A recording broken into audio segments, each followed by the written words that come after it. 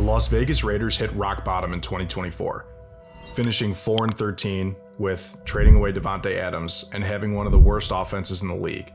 They finished dead last in rushing yards per game. They had inconsistent quarterback play with Aiden O'Connell and Gardner Minshew, and an offensive line that just couldn't get it done.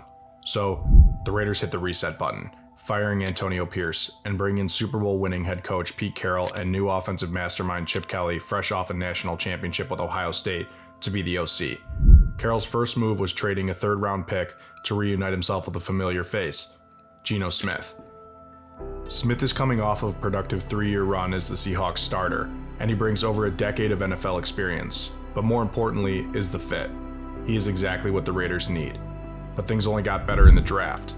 With the 6th overall pick, the Raiders grabbed Heisman runner-up Ashton Jeanty, a powerhouse runner who led college football in missed tackles forced last year. A bit early for a running back? Absolutely. But I love the pick. I expect Jeanty to be dominant and make an immediate impact this year, especially with Pete Carroll's love of smash-mouth football. They also added 11 new players, including slot receiver Jack Beck, and key depth in the trenches and secondary. Even snagged a late-round quarterback, Cam Miller, a record-setting FCS quarterback from North Dakota State, who Tom Brady reportedly loved. So what does this mean for the Raiders in 2025? They will be better. The offense should improve significantly under Chip Kelly, especially with Geno Smith, Ashton Jeanty, and Brock Bowers forming a new core. The defense has questions, but Maxx Crosby and Christian Wilkins returning from injuries will be massive.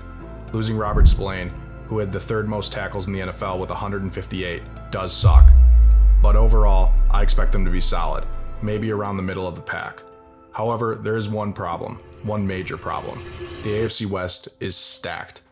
The Chiefs are still the Chiefs. The Broncos found new life under Sean Payton, and the Chargers made the playoffs with a top 10 defense and Justin Herbert under center.